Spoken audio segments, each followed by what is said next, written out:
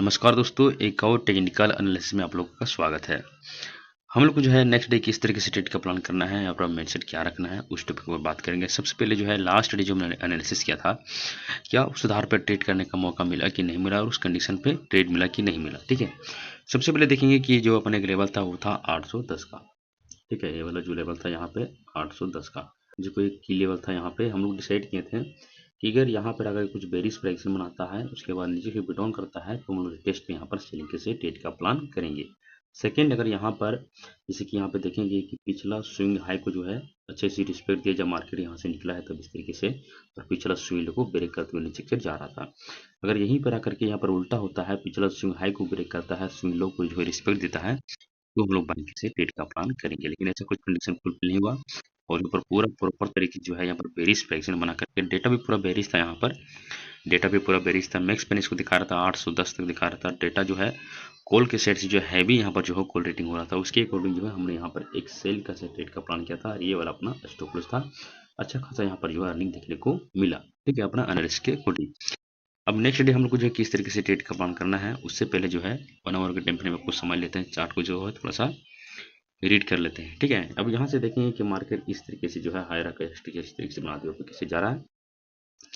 यहाँ जब मोमेंटम आया तो इस स्विंग हाई को ब्रेक किया, यहाँ से मोमेंटम आया इस स्विंग हाई को ब्रेक किया, और यहाँ से मोमेंटम आया तो इस स्विंग हाई को ब्रेक नहीं किया, इस स्विंग के रिस्पेक्ट देकर के फिर से इस स्विंग हाई को जो है ब्रेक करते हुए कैसे मार्केट चला गया। ठीक है, एक यहाँ से देखेंगे कि जो है 800 जो 30 से 824 का जो रेंज है यहाँ पर, पिछला बार भी यहाँ पर देखिए कि यहाँ से भी सेलिंग देखने को मिला, तो कहीं ना कहीं ये एक जो है रेजिस्टेंस यहाँ पर कन्वर्ट हो गया और यहाँ से सेलिंग देखने को मिला। ठीक है, अब यहाँ पे देखेंगे कि हम लोग जो है कल के समय जो ट्रेड करना है, जैसे देखेंगे यहाँ पर एक यहाँ पर क्रिएट हुआ है, जिसे हम लोग जो है अब इसमें जो है मॉडिफाई करना पड़ा, और एक जो यहाँ पर रजिस्टर जो यहाँ पर क्रिएट हुआ है। ठीक है, तो मिला जुला करके देखेंगे, एक है 800 का लेवल, ठीक है, और एक है 820 का लेवल, है ना।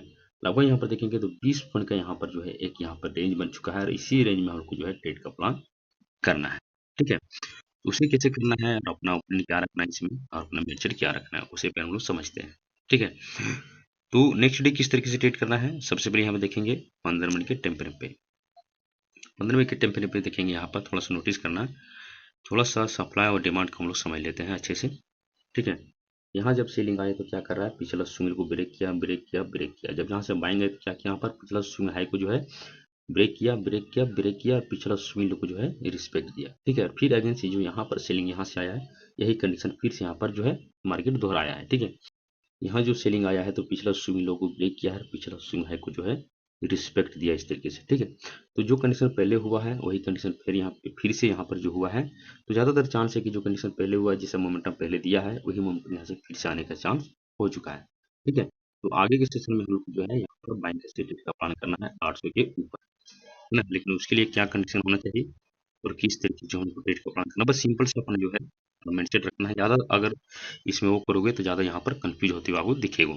ठीक है, अब जो है नेक्स्ट डे हम लोग को किस तरीके से ट्रेड का प्लान करना है। ठीक है, अपना माइंडसेट क्या रखना है, हम लोग जो है पहले देख चुके हैं कि मार्केट में जो यहाँ से इसी लेवल पे आया है, एक की लेवल है 800 का लेवल, एक ग्राउंड फिगर नंबर है। ठीक है, अब यहाँ से थोड़ा सा अगर ध्यान देंगे तो यहाँ जब मार्केट निकला है इस पॉइंट से, तो क्या किया, पिछला स्विंग लो को ब्रेक किया, अपर के सिट गया, इसी रिस्पेक्ट दिया, यहाँ पे आया, फिर से इस लो को ब्रेक किया, अपर के सिट गया, इस हाई को ब्रेक किया, ये रिस्पेक्ट दिया, यानी कि यहाँ पर जो यहाँ से एक सप्लाई जब से मार्केट निकला है, तो लोअर लो का कन्फर्मेशन यहाँ पर देते हुए निकला है, लोअर पे यहाँ पर स्ट्रक्चर बना है। ठीक है, तो हम लोग को यहाँ पर 21 तरीके से कौन से कंडीशन पे बाइंग का ट्रेड प्लान करना है ना। तो सबसे पहले देखेंगे, जब मार्केट जो है यहाँ पे आता है, यहाँ पर क्या करता है, यहाँ पर बुलिश प्राइसन बनाता है। ठीक है, अब क्या कर, यहाँ पहले क्या कर रहा था, यहाँ पर पिछले क्या क्या है, पीछे इस सपोर्ट पे क्या क्या है, यहाँ पर हायर हाई का स्ट्रक्चर इस तरीके से बनाया है, पिछला स्विंग लो को रिस्पेक्ट दिया है, पिछला स्विंग हाई को ब्रेक किया है। ठीक है, तो उसी तरीके से यहाँ पर देखेंगे इसी जोन में आकर के, हाँ जो है इस जोन में आकर के यहाँ पर इस स्विंग लो को रिस्पेक्ट देता है ना, और इस स्विंग हाई को ब्रेक करता है कुछ इस तरीके से। ए वाला कंडीशन अगर फुलफिल होता है तो ए वाला जोन जो हम लोग को डिमांड जोन बनेगा, यहाँ पर हम लोग बैंक से ट्रेड का प्लान करेंगे, और इसी का जो प्रीवाइट का जो लो रहेगा अपना सपोर्ट रहेगा, अपना स्टॉप लॉस यहाँ पे रहेगा। ठीक है, लेकिन ध्यान रहे यहाँ पर स्ट्रक्चर चेंज होना चाहिए, और ऑप्शन चिन्ह का डेटा यहाँ पर पूरा बुलिश होना चाहिए, पुट के सेट शॉर्ट बिल्डअप होना चाहिए और कॉल के सेट शॉर्ट कवरिंग होना चाहिए। उसके बाद हम लोग ये कंडीशन पर बाइंग के सेट ट्रेड का प्लान करेंगे, ठीक है।